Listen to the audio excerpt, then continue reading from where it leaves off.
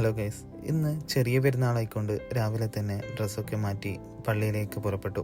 അങ്ങനെ പള്ളിയിലെ നമസ്കാരമൊക്കെ കഴിഞ്ഞ് നമ്മൾ പിന്നീട് പോയത് മങ്കുൽ പാർക്കിലേക്കാണ്. അവിടെ നിന്നും കുറച്ച് ഫോട്ടോസൊക്കെ എടുത്ത് നമ്മൾ റൂമിലേക്ക് തിരിച്ചു. പിന്നീട് ഭക്ഷണം കഴിക്കുവാനായി നമ്മൾ പോയത് ബുർജുമാനിലുള്ള ഹോട്ടൽ റാവിസിലേക്കാണ്. അവിടെ അത്യാവശ്യം നല്ല ഫുഡായിരിക്കുമെന്ന് റസാക്കയുടെ സജഷൻ കാരണം നമ്മൾ അങ്ങോട്ടേക്ക് പോയി. അങ്ങനെ ഫുഡൊക്കെ ഓർഡർ ചെയ്ത് നമ്മൾ കാത്തിരിക്കുകയാണ്.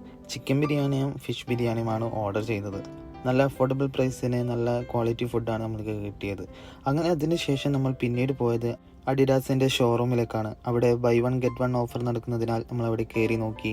ഇഷ്ടപ്പെടാത്തത് കാരണം നമ്മൾ തിരിച്ചിറങ്ങി. അങ്ങനെ ഇതിന് പുറത്ത് നിന്ന് കുറച്ച് ഫോട്ടോസൊക്കെ എടുത്ത് പിന്നീട് നമ്മൾ പോകാൻ ഉദ്ദേശിച്ചത് എക്സ്പോയിലേക്കാണ്.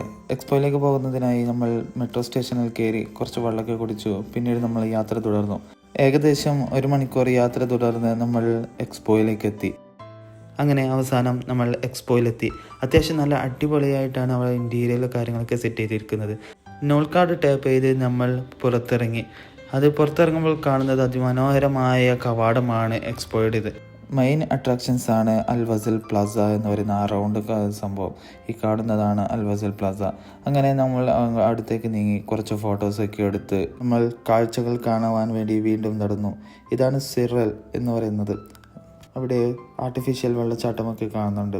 ഇത് the garden of the sky എന്നാണ് ഇതിനെ വിശേഷിപ്പിക്കുന്നത്. ഇതിൽ കാണാൻ 360 പനോരമിക് വ്യൂ കാണാം. ഫ്യൂച്ചർ ഓഫ് ദ ട്രീ അഥവാ ടെറ എന്നാണ് ഇതിനെ വിശേഷിപ്പിക്കുന്നത്. പിന്നീട് കാണാൻ പോകുന്നത് UAE, Saudi, Palestine, Emirates, Indian പവലിയനൊക്കെയാണ് നമ്മളിപ്പോൾ കണ്ടത്. പിന്നെ കുട്ടികൾ കളിക്കാൻ വേണ്ടി വേറെ സൗകര്യമാക്കിയിട്ടുണ്ട്. അതുപോലെ തന്നെ പെരുന്നാളായതുകൊണ്ട് അവിടെ എന്തോ പരിപാടി നടക്കുന്നുണ്ടായിരുന്നു. ഒരുപാട് കാഴ്ചകൾ ഇനിയും കാണാൻ ബാക്കിയുണ്ടെങ്കിലും എനിക്ക് നാളെ നാട്ടിലേക്ക് പോകുന്നതിനാൽ കുറച്ച് പർച്ചേസ് ചെയ്യാനുള്ളതിനാൽ നമ്മൾ വേഗം തന്നെ അവിടെ നിന്ന് പുറപ്പെട്ട് പർച്ചേസിങ്ങിനായി നമ്മൾ യാത്ര തിരിച്ചു.